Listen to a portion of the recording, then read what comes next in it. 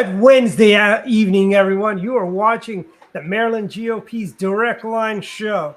Tonight, it's been in the news. You've read about it in the Washington Compost and Baltimore Sun. We're talking about Taiwan, China, Pacific Rim with our special guest, Bonnie Glick, American diplomat and businesswoman, former Deputy Director of USAID. Welcome to the show. And our hosts tonight are Mark Unkefer and Jackie Saxton. Take it away, guys. One day I want an intro where all the photos are just pizza. Like Dwight's favorite foods montage. All right. Well, Bonnie, thank you for joining us tonight. And Mark, as usual, thank you for joining me. So Taiwan, obviously, there's a lot going on there. We saw Nancy Pelosi made a trip over there despite being warned by China not to. And she called their bluff about shooting down her plane. So we could start there, but there's a lot to talk about with what could happen over the coming months with regards to Taiwan and China. So we'll get your initial takes on what's going on. Well, Dwight, thanks for the great intro. Jackie and Mark, thanks for having me here today. The situation in Taiwan is something that I think should make us all extremely nervous. Nancy Pelosi, who I think many of us don't often have great things to say about, I'm going to give that woman some credit. What she did in standing up and saying, nobody in the communist Chinese government is going to tell me, the third most powerful person in the United States, that I can't travel to Taiwan. And the pushback that we saw from her was largely applauded in a bipartisan way in the House and in the Senate, but oddly, not in the White House. And so that's a little bit puzzling. It's very troubling because there really should have been only one response to Nancy Pelosi's pronouncement that she was planning to travel there, and that should have been, you go get them. Good on you, bully for you. The U.S.-Taiwan relationship is strong and it has to remain strong. Well, and it was actually, to go back to the White House comment, is their, how shall I say, undercutting of the trip was to suggest that somehow the U.S. military thought it was a bad idea. So it didn't even sound like it was a thought through diplomatic position, but it was kind of this, the military considers it a risk, which was puzzling. Yeah, I think it was the entire pronouncement which most people just call a leak, that the U.S. Department of Defense said that they feared that Nancy Pelosi's plane might be shot down by the People's Liberation Army. That was a leak from the White House. Mm-hmm. And why on earth would they have such an absurd leak, and two, again, pushing at this case for maybe she should rethink the wisdom of this travel? Well, so check my historical knowledge here, but the U.S.'s stance has always been that Taiwan is a part of China, right? No, we have a policy that's called specifically strategic ambiguity. So after we established relations with mainland China in 1973, 72. Yeah. I was struggling with the years, sometime between 71 and 78. I don't remember that time well. Exactly, Jackie. You represent the young Republicans, as we all know. But in the 1970s, when the United States opened relations to the Communist People's Republic of China, we determined that we couldn't abandon the relationship that we had held since Chinese independence, or since the revolution in 1949. We couldn't abandon the Republic of China, which is also called Taiwan. Thank you, Jeff. 1972. That's prizes, Jeff. Very good. And so we maintain this posture as it relates to Taiwan. We do not have an embassy there, but we do have a diplomatic presence in Taiwan. We don't officially recognize Taiwan as an independent country, but we have a strategic relationship as well as a strategic defense relationship with Taiwan. Right. And definitely it is in our best interest to maintain peace or to not have an invasion of Taiwan, because I like my cell phone functioning. Thank you very much. I think, yes, that is very true. One of the things that Taiwan has done strategically is to become the most important country in the world. You can call it a country. I call it a country. You can call it a region, whatever. Strategically ambiguous. I am unambiguous. It's the most important country in the world for the production of semiconductors, which until we had COVID and we ran into these logistical shutdowns of global supply chains, we didn't really realize how that semiconductors, microelectronics, were as important to global economies as getting PPE out was to the world at the start of the COVID pandemic.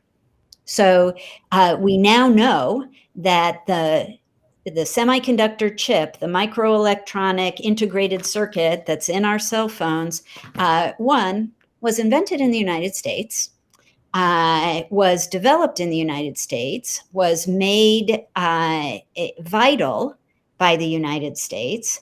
And then in the early 1990s, the United States recognized, or US industry, not the government, US industry recognized that it's actually much cheaper for us to manufacture these chips in other countries.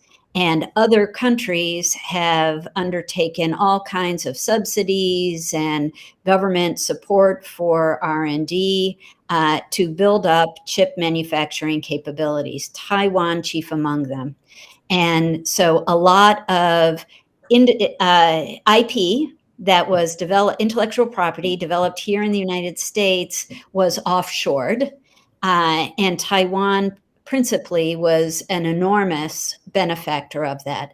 Taiwan Semiconductors, a company called TSMC, is the largest manufacturer of microelectronics in the world. It manufactures these chips for companies. So it manufactures chips for PC makers, for automobile makers, for Whirlpool and appliance manufacturers. Everything that you think of now having electronics in it is fundamentally supported by a whole series of integrated circuits, semiconductors. So you're definitely setting the background as to why Taiwan is such a critical area for us to pay attention to. Well, you started it, Jackie, with this comment about how you like your cell phone running. And we've all gotten used to an absolute dependence on electronic technology. And it's not just in America, it's everywhere around the world. And so Taiwan is vital to all of us. With the let's go back. Yeah, let's go back and talk about you explained it as the strategic ambiguity that we have. So the one China policy that we referenced that goes back to the Shanghai Declaration, when we opened the relationship, but began the relationship with the People's Republic. It is, we don't recognize Taiwan as an independent country. So in effect, we don't have a security. We don't have a formal security alliance with them. We certainly have some. There is some ambiguity as to what would happen, but it is in effect downgraded. It is not as though we had like a NATO countries, a relationship such as we have with the NATO countries. Right. So we don't have something like an Article 5 that if one NATO country is attacked, all of NATO is attacked and all of NATO must come to the defense of the impacted NATO member country. But we do have a strategic defense agreement with Taiwan. such that if Taiwan is attacked, the U.S. will provide support. So also ambiguous. Right. I mean, So is that historically, I mean, it's worth drilling down the consequences of having this ambiguity, if you will. There are those who reference with the Korean War a mistake made by American diplomats when they were describing the U.S. areas of concern within Asia, neglected to include Korea. And that was taken at the time by the Russians, and in particular, and obviously the North Koreans, as sort of, well, U.S. won't defend South Korea if something happens, and something happened, and we were stuck, obviously, with a war that lasted a number of years. So the consequences of this precision as to what the U.S. would do in the event of attack has had real consequences within the, how shall I say, post-war history. and of course, you also have this precedent set by, if you're saying support and there's no definition there, what is it? Do we owe them the same support that we're giving to the Ukraine? Do we owe them more than that? We don't know. The difference too, people have been saying, since Russia invaded Ukraine, that China is looking at every single thing, including every single mistake that Russia makes, and is planning its own invasion of Taiwan in such a way that it doesn't make those same mistakes that Russia made. The difference is that on first of all, the land mass is much more concentrated in Taiwan. And Taiwan is a wealthy country. And so, and Ukraine is a poor country. Taiwan is a flourishing democracy with free and open and fair elections. Ukraine is a rough spot, right? I mean, it's a democracy, but it suffered over the years from tremendous amounts of corruption, and it's a poor country. The other thing we've seen with Ukraine is it's a vital point for food security around the world. So actually, Taiwan is going to keep us in iPhones, but Ukraine is going to keep much of sub-Saharan Africa in wheat and grain. Both are very important. But Taiwan has an ability, one, to pay its own bills. And so that makes U.S. engagement on behalf of Taiwan in a military conflict with China a bit more appealing. It won't cost us as much. We have a president who I think furthered that strategic ambiguity, probably not on purpose, when he said that we would support Taiwan should China invade, and implied that we would have boots on the ground. Who knows what he's thinking? I don't know in my mind that our defense planners are actually planning for us to participate in a hot war in the Taiwan Straits. But I do think we'll probably have naval support, and we'll have all kinds of intelligence support, and a lot of coordination with our military in support of Taiwan should, God forbid, China think that this is a reasonable undertaking. So I read a little bit about the geography of Taiwan, and I believe they're at a geographic advantage, right, with the mountains and the access points that the Chinese army would have to go through.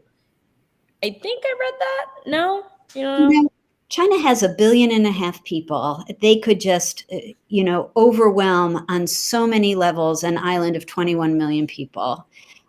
So for all the advantages that Taiwan hopes to present to the world in its really high stakes game, it's easy to imagine how China is planning a military takeover.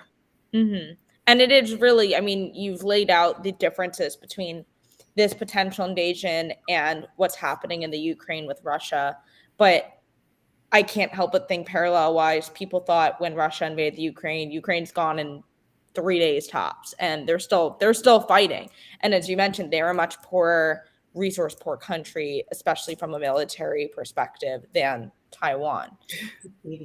Then again, I don't know the difference between the Russian army and the Chinese army in terms of resources either. And that really is, I think, a key thing is remember that the Ukraine is over 40, 45 million people, depending how many people have left at the moment. So the RAND Corp has a kind of analysis as to how many soldiers does it keep to hold a country. China, unfortunately, does have enough to hold a country of 20 million. Russia may or may not. I mean, it's kind of an open question. It would take about, if the doctrine is 50-1, you can do the math, the Chinese would certainly have the wherewithal. You did reference, unlike the Ukraine, which is over land, it is over sea. Obviously there's the straits that, but of course that's unfortunately not an insurmountable barrier. Right. It is not insurmountable. Ukraine was able to rally support from all over Europe, as well as the United States, NATO, Canada, and many, many, many countries around the world, because Ukraine has diplomatic relations with all of those countries. Taiwan has diplomatic relations with 14 countries. And of those 14 countries, I think the most powerful one, it may be Paraguay. So we're not talking about other countries having massive military forces that would come to the support of Taiwan necessarily. And that's another component that China weighs in the balance. China holds the debt of emerging market countries across Africa and Asia in a stranglehold. China also controls, through Huawei, the telecommunications infrastructure of a lot of these same countries around the world. And it doesn't take much to think about how China could demobilize any efforts to mobilize support for Taiwan should they decide to invade.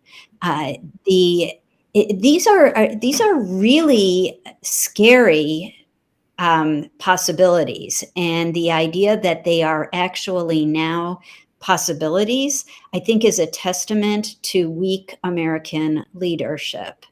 And so this is where I give props to Nancy Pelosi for, flipping the bird to Beijing and saying, you're not going to dictate where the United States goes and where the United States doesn't go. We make those decisions ourselves. We are a great power. But the same message that she's communicating out of Congress is not being communicated out of the administration. And that provides a weak point for us that shows that we're not all on the same page. Now, just turning back to China, I think there's been a fair amount of scholarship around the notion that the Chinese were preparing perhaps sort of a longer term plan that, yes, Taiwan eventually, but that was going to be part of their century-long view. And that's not entirely comforting, but it at least was comforting that we wouldn't be facing a crisis imminently. What is remarkable, I guess, then, with that as context, that things seem to have been escalated in the last, I don't know what the point is. It clearly, Xi has stepped up the pace and has suggested that this crisis we're describing is going to take place sooner rather than later. And any thoughts as to why that's going on? Sure. One big thought is called COVID. The world probably wouldn't have paid as much attention to a Chinese takeover of Taiwan if it hadn't been infected by COVID in the form of a pandemic. And whether people are willing to say it or not, the disease originated from mainland China. And China lost a tremendous amount of credibility on the world stage because of COVID. China also, even though we have not seen Muslim countries step up, in a way that I think morally they are obligated to. But the United States declared that China is conducting a campaign of genocide against the Uyghur Muslims in Xinjiang. They're enslaving them. They are forcing Han Chinese into the homes of Uyghur Muslims. They're arresting men, sending them to concentration camps. They're arresting women, sending them to separate concentration camps. They're conducting a program of genocide, which is a legal term. Technically, under a program of genocide, and a declaration of such by the United States, we actually legally are required to intervene, including militarily. And we haven't done that. So here's how that happened, Mark. We have COVID descend upon the world. In the Trump administration, there were a number of people who are, I count myself among them, being called China hawks, who were advocating for a declaration of genocide. And the lawyers in the White House, sort of dithered and didn't agree to the full definition of genocide. We lost the election. On our way out of the administration, the determination was made that now is the time to declare that China is conducting a campaign of genocide. Why? One, because they are, and two, because it doesn't give an out to the incoming administration to deny that. So if we make the determination in the Trump administration that China is conducting a campaign of genocide, and Secretary Blinken comes in and says, oh, no, it's just crimes against humanity. How does that make him look? Not good. So it was presented as a fait accompli, which does have required security implications that haven't been deployed.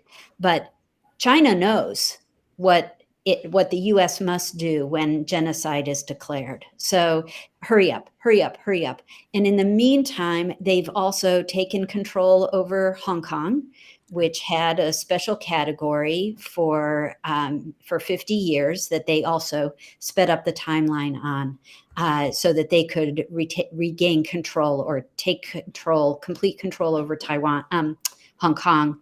And this accelerated pace is what we're seeing now with Taiwan, that it's a rush to consolidate power for Xi Jinping.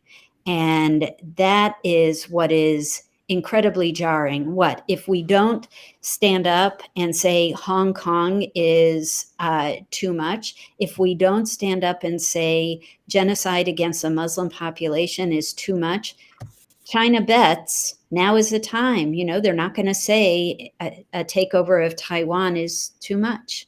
It's a calculated risk. I want to stick on this genocide thing for a second, because if there is a legal obligation under that declaration by the U.S. to intervene militarily, is there a timeline associated with that? And if the Biden administration continues to drag its feet, what are the obligations? What's the legal recourse? So, Jackie, it is this ambiguous field of international law, and it hasn't been exercised. So the last time that we looked at declaring genocide was in Kosovo, but we didn't declare that a genocide. We declared it crimes against humanity. And the reason for that was genocide. I hate that we're having this conversation. Genocide requires a certain number minimum of victims. And the Kosovo genocide did not impact that benchmark. So it was declared crimes against humanity, and the United States, even though we did have boots on the ground in the former Yugoslavia, it wasn't in a combat role. It was in an advisory role. So we've looked at this from sort of the American policy response. The sort of the other side you referenced was that Xi Jinping is there's a, how shall I say, a fragile, politically fragile period right now coming into the 20th National Congress, where he is not expecting, I mean, not attempting, it's all but certain, but he is expecting to break what has been recent precedent by continuing power and not give up. Do we have any sense as to how this new hawkishness is sort of playing with his efforts to extend his term? So, Mark, I think that, what we faced in after 9/11 here and President Bush's authorization for the use of military force, there's pushback, even if that was in defense of the United States. There's Right. pushback from a general population when young men are being sent to fight abroad.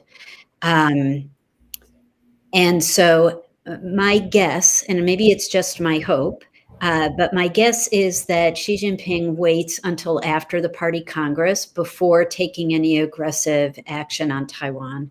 And in the meantime, he just sort of looks down his nose at the Taiwanese people and says, I'm coming. That's not particularly comforting, since the Congress is scheduled for November. So it's Yeah, but I think it'll be longer than that. Yeah. He'll consolidate power is the point of that Party Congress. He'll consolidate it. He'll have 100% fealty or close to it among the party leadership. And then the plans will start to hatch, and we'll start to see small aggressive moves. One of the things China's been showcasing is its capabilities with hypersonic technology and hypersonic missiles. That's less about threatening Taiwan and more about threatening people who might come to help. So Japan, don't even think about it. Australia, don't even think about it, because we have these hypersonic missile capabilities that you can't stop. There's that kind of saber rattling, is what we called it in the olden days, and it's no longer sabers. I mean, it's really very lethal, very precise weaponry that he's waving. Yeah, and that's even just on the weapon front. I mean, I've long believed, and I think I've said it on this show before, that if and when we do reach a World War III, it can be done entirely using computers and keystrokes. Oh, yeah. Not soldiers. Biological warfare, hacking into databases, water systems, and China absolutely has that kind of capability. We know Russia does as well. So we've talked a little bit about the potential impacts of an invasion of Taiwan, which sounds like is more of a when rather than an if at this point, unfortunately. So if we're playing out, and obviously there's so much we can't predict, if we're playing out that scenario, what is the impact, not just to the US and to Taiwan, but to the entire world should this occur? So one of the first things that China will do is take control of Taiwanese technology assets like TSMC. And turn it into a state operation for China to have an economic stranglehold on the world at that point in time. And it will continue then to take that. Again, you're right in that boots on the ground aren't all that necessary when you control all of the levers of economic power. And so one of the first things I would imagine that China would do is take over all of the operations of TSMC and the other semiconductor manufacturing companies in Taiwan. There are others that are also very large. MediaTek is the second largest semiconductor company in Taiwan, but it's one of the largest in the world. And they would have an economic hold over the global economy. Taiwan Semiconductors, which is, on many levels, it's a patriotic company, and it's working closely, I'm sure, with state apparatus in Taiwan. They have begun to offshore their operations, including here in the United States. They announced a $12 billion plant that they're in the process of building and want to open in Arizona.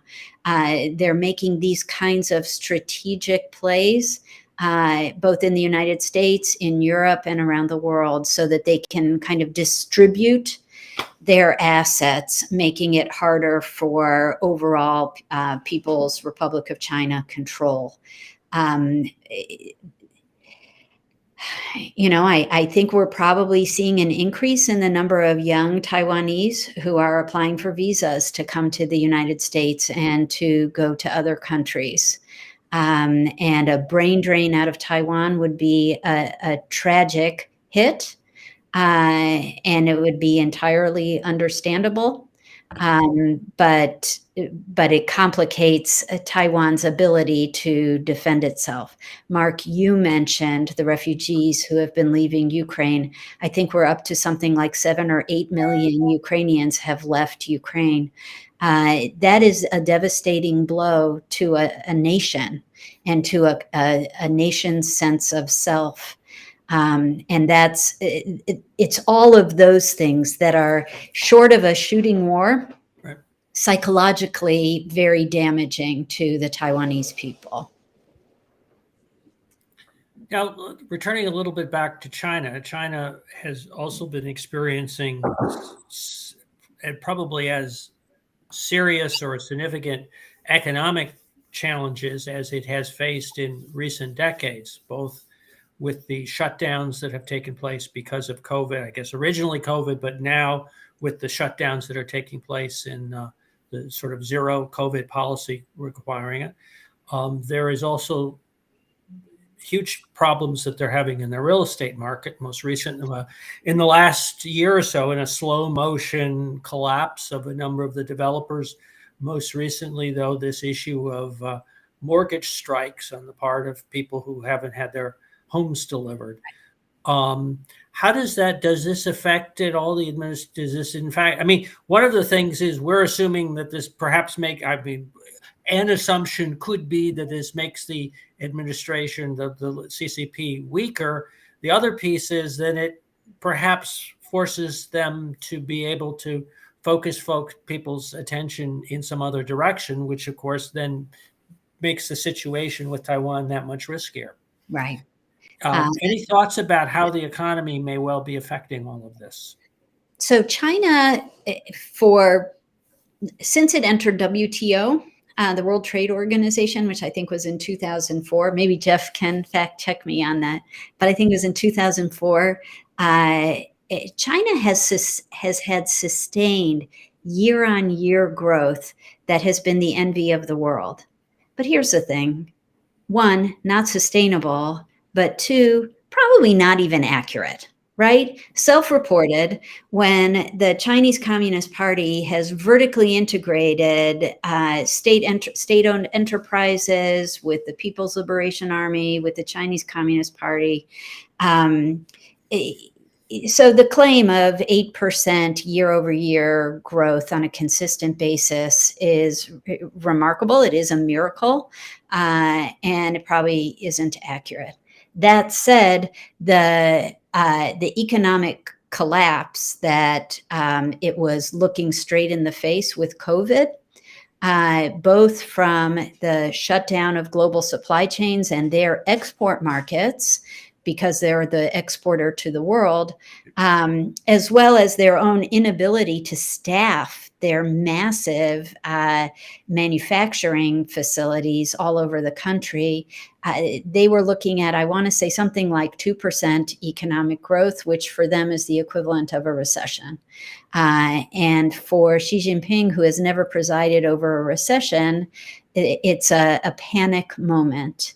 And nothing diverts attention from one crisis better than another crisis. So that that may be one of the tactics that he's taking. Don't look at this economic mess over here. Oh, look, a distraction. There's an economic crisis here. Don't pay attention to that. There are those shifty Taiwanese people who are trying to say that they're a separate country. Let's do something about that. Let's rally. And that is a very real possibility and also a wartime economy grows. And it grows at, generally speaking, a much faster rate than a peacetime economy. So one of the things that you hear a lot, particularly from the America First movement, is as we see an increasing hostility in China is, why are we doing business with them? Why, obviously we're at a point right now where we can't just cut ties. And I think that's the major takeaway from that. But is there a way that we get to a point where we sever ties with China? And if so, do we have the capabilities to get all of our manufacturing either from other countries or produce it here? Right. I have this mantra where I like to say there is a real imperative in the United States for us to onshore, nearshore, or allied shore our manufacturing, because COVID made us aware of these vulnerabilities in the supply chain.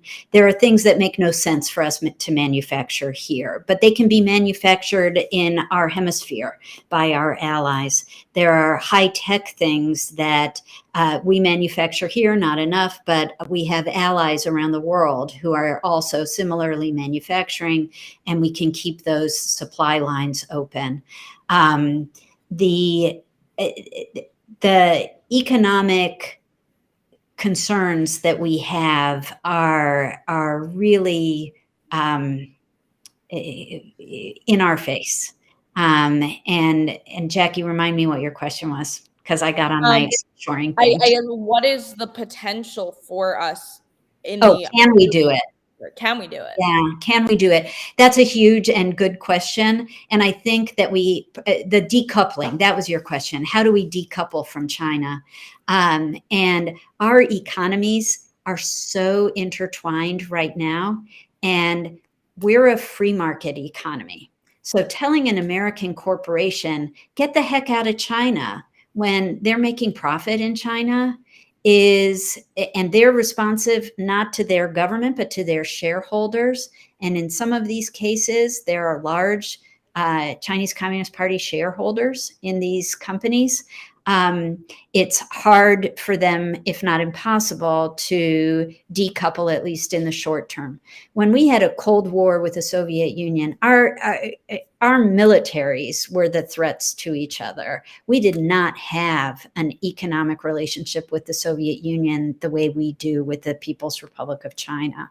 And so Americans have to feel like this is a priority.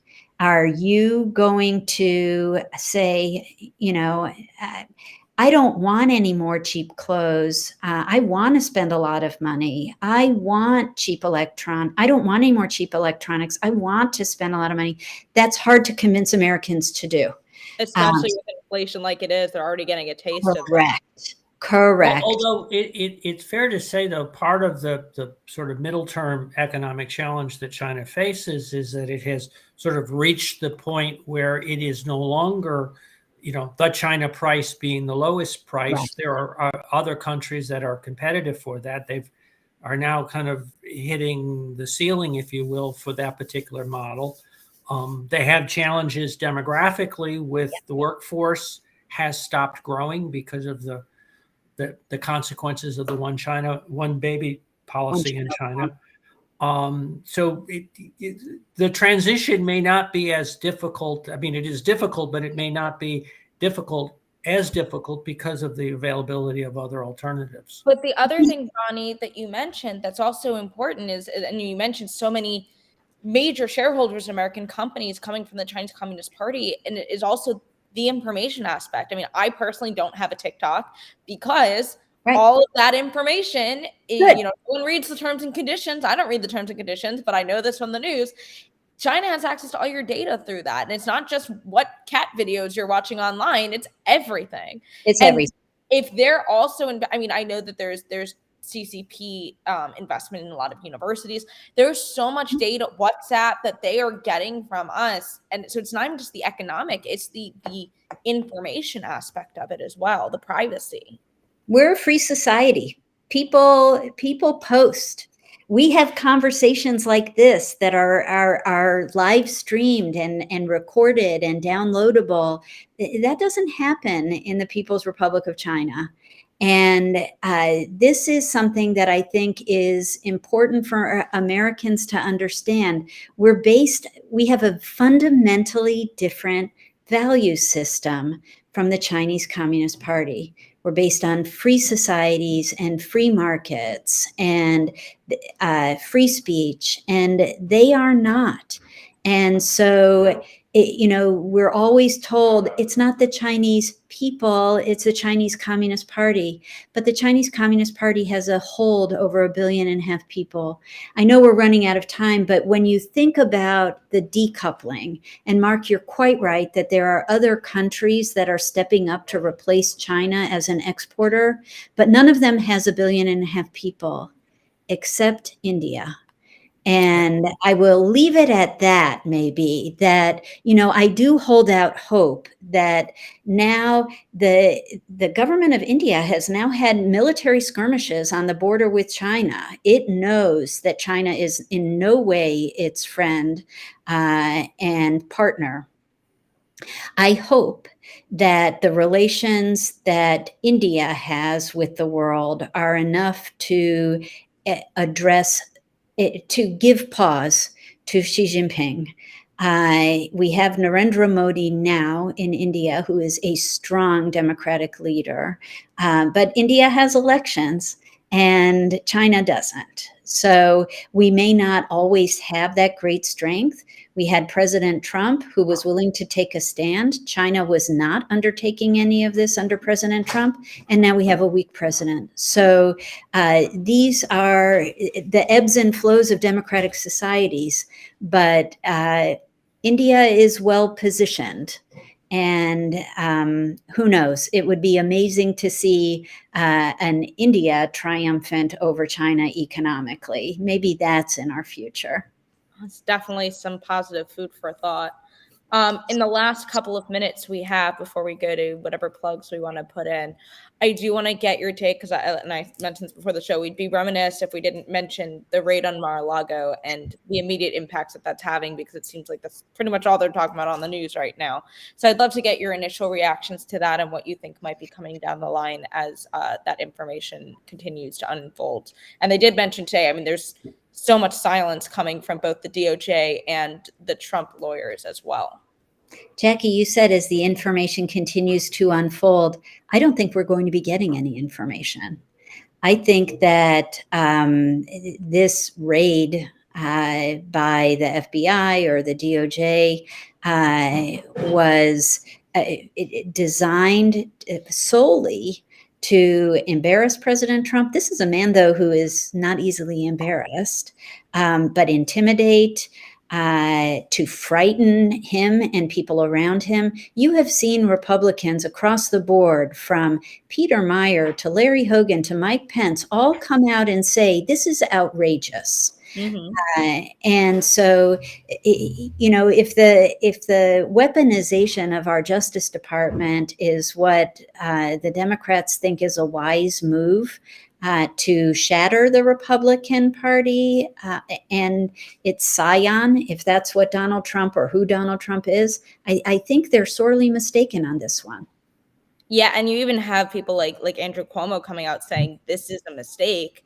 It's going to zap any credibility from the January 6th Commission. I think it certainly empowers Trump's potential run for 2024, that I think we're all just sitting and waiting for that to eventually come out.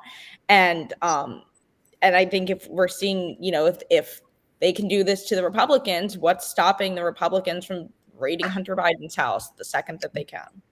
Right. And starting the investigations once they take over the House. And I don't think it was a very wise move. Yeah. Mark, any initial thoughts? No, I thank you very much, Bonnie, for being on the show. As always, it's a great pleasure to have you. And Jackie, it's great to co-host with you. Yeah, so thank you all. I'm going to take a quick second to plug next week on the 18th. The Montgomery County Young Republicans are partnering with the Montgomery County Police Department, and they're letting us into their academy to use their active shooter simulator, which is an incredible opportunity and event. We also get a tour of the academy. It's open to everybody. It's $15 to reserve your spot. I think Dwight has the link. He'll drop it in the chat. So everybody, if you're free next Thursday and you're looking for something cool to do, highly encourage you to come out. So if you're doing that plug, on next week's show, we'll have Ramon Bueller, who is very involved with the Keep 9 constitutional effort, which is a constitutional amendment to limit the Supreme Court to what has been for many, many years, 9 justices. Yes. So look forward to that next week at 7:30. Thank you. So much to look forward to. Thanks, everybody. Thank you so much.